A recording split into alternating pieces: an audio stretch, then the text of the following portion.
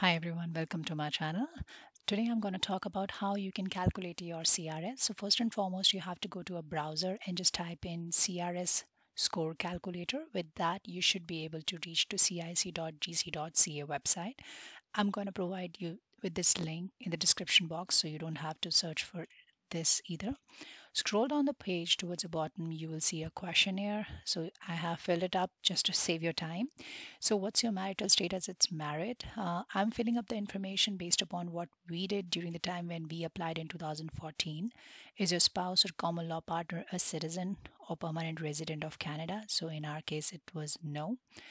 Will your spouse or common law partner will come with you, even if they are not planning to come at the very time when you got the landing papers? My advice would be always put yes in that so they can join you later.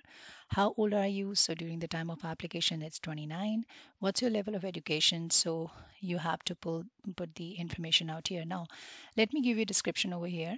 So if you are a diploma holder after your plus two, usually if you have a technical diploma, maybe in any trade, carpentership or any other program, so you can always put that information in here.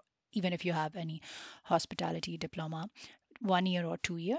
Bachelor degree would be BA, BSc, BCom, and BE. And then two or more certificates after bachelor degree would be considered as a PGDBA or postgraduate diploma in any management program if you have done, and it has to have the valid certification after bachelor degree. So this would come in this category. And in our case, it was master degree. So again, MCom, MSc, or MA would be considered. So, master degree would be 17 years of education. So, 12 years of higher secondary, and then 3 years of bachelor degree and 2 years of master's. Now, have you earned a Canadian degree or diploma? In our case, it was no. In official languages, it's mandatory to appear for English for both husband and wife. So, you have to come up with a test, and it should not be less than 2 years old. So, that is again a mandatory requirement. Now, which language test did you take for your first official language? It's IELTS. Now, in speaking, we have the same score what I actually entered over here just to save your time. Now, one more thing I wanted to clarify. During the time when you're applying, you cannot submit just the slip of what exactly, like if you have taken the test date and you're going to appear and then you're planning to submit the application, that is would not considered to be valid because you need to have ECA and IELTS. These are the two mandatory requirements, and I have time and again discussed in my previous videos. So you have to get your education assessed through the body and then your English test. And second, in case if you have any other language, again, if you have done French, so this TEF and TCF is actually for French. So it's in our case, it was not applicable. Then work experience in Canada, if you see here in the last 10 years, how many years of skilled work experience in Canada do you have? So in our case, it was no, so it's none. Now, in the last 10 years, how many total years of foreign skilled work experience do you have? So again, we had an experience in India as per NOC. Again, the skill type has to be 0A or B. This is mentioned on the website. I'm providing you with the link in the description box again. Do you have a certificate of qualification from a Canadian province? Now, in case if you have done any kind of certification in Canada, you can put that information. In our case, it was no. Do you have a valid job offer supported by a labor market impact assessment? Now, in this case, a company has to actually give an advertisement in a paper for at least 1 month, and then they have to get the labor market impact assessment from government, from the Canadian government, and thereby they can actually offer you or issue a job offer. So that is a long process, but if you get that, that's really good. You're going to get additional point for that.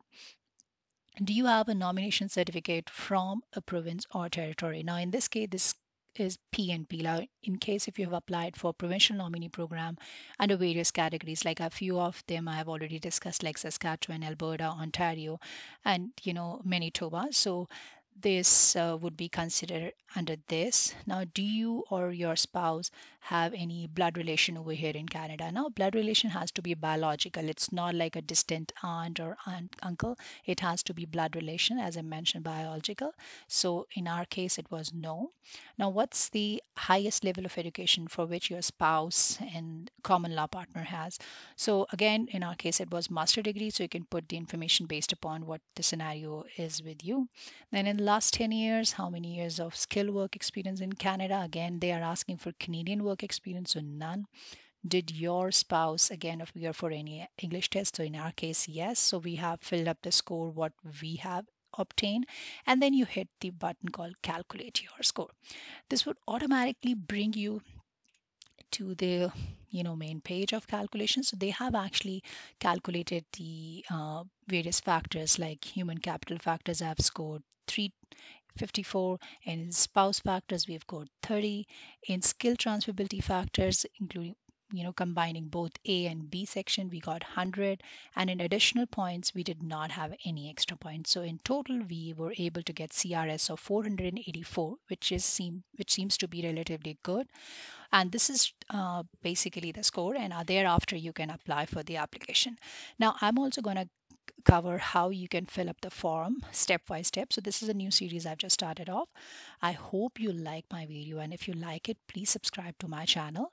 And if you have any questions, you can always write back to me at renu736@gmail.com. So that would become easy for you. So till then, stay safe and wear mask. Bye.